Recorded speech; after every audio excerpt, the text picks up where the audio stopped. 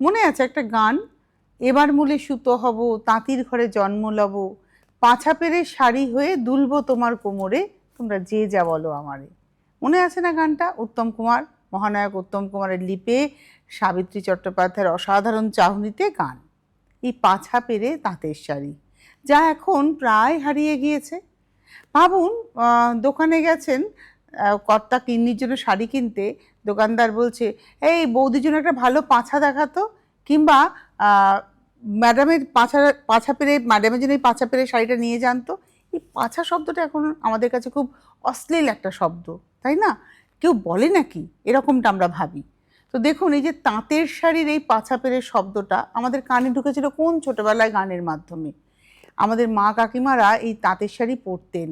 এই যে তাঁতের শাড়ি, তাঁত, টাঙ্গাইলের তাঁত, ধনেখালি তাঁত, এই নামগুলোই আস্তে আস্তে মনে হয় হারিয়ে যাচ্ছে বা হারিয়ে যেতে বসেছে।